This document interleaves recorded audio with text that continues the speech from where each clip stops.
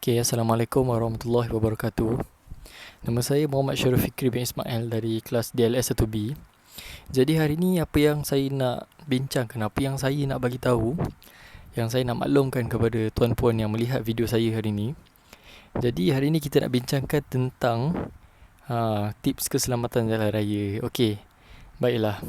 Jadi tips ni saya akan bahagikan kepada 3 kategori, iaitu kategori pertama adalah sebelum memandu, yang kedua sedang memandu, dan ketiga selepas memandu.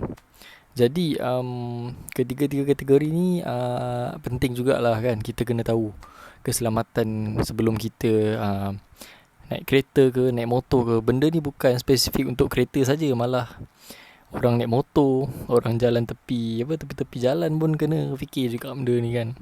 Itu dong, kita ada rutin yang kita kena ikut lah. Jadi baiklah, sekarang ni ada ni saya kat sini sebab saya nak buat video tentang macam mana tips yang saya akan bagi untuk menjaga keselamatan kita dan masyarakat waktu berada di tengah jalan, di tepi jalan atau di mana-mana lah yang berhampiran dengan jalan. Okay.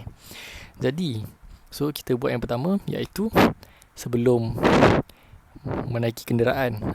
Sebelum menaiki kenderaan, sebelum naik motor, apa yang kita kena buat dulu? Okey. Sebelum nak memulakan perjalanan ni, apa yang kita kena buat ialah kita kena check kereta kita. Kita kena check kereta, tengok sama ada ni okey ke tak okey kan. Kita kena check kereta. Okey, ada tools kat dalam tu, bumper kita semua okey tak? Brake kita macam mana kan? Pedal semua. Macam motor kita kena check tayar semua, pam angin semua kan, sama macam kereta kan. Kita kena check benda-benda macam tu. Okay, benda macam tu penting. Sebab benda tu akan memastikan kita, perjalanan kita tu lancar. Okay. Yang kedua, iaitu tips macam mana waktu kita sedang berada di jalan raya. Tips ni penting sebab kita dealing, maksud saya kita berhadapan dengan ramai orang. Jadi untuk memudahkan masalah ni adalah kita kena bersikap toleransi. Toleransi tu penting antara pemandu. Okey, macam motosikal kita tahu, macam kalau kita duduk di bandar, kita tengok motosikal ni selalu memotong tengah-tengah kan. Jadi nasihat saya bagi pemandu motosikal, minta tolong berhati-hati di jalan raya sebab banyak kereta. Dan saya sarankan kalau boleh kita jangan ikut terlalu tepi dan terlalu ke tengah lah. Kalau macam nak naik highway tu, kita kena ikut lorong motor, lebih memudahkan dan lebih orang kata lebih selesa lah sebab jalan pun diperbaiki.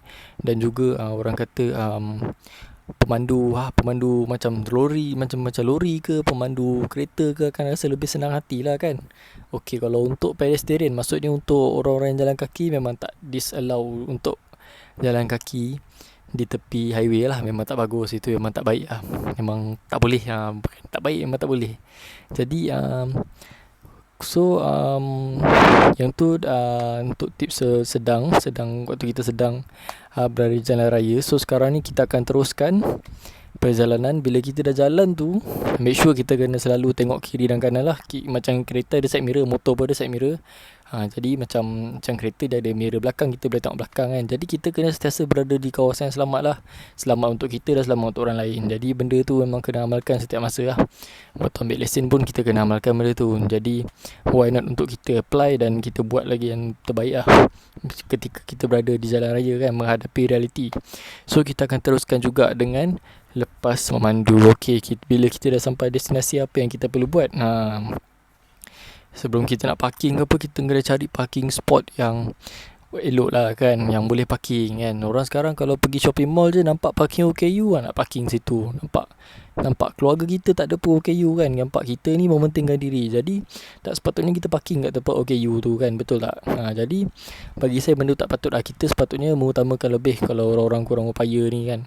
So the second one is, sebelum lepas kita dah sampai, apa yang kita kena buat adalah kita kena, sebelum nampak kereta tu, kita kena make sure kita punya brake kecemasan dan e-brake kita naikkan ke atas.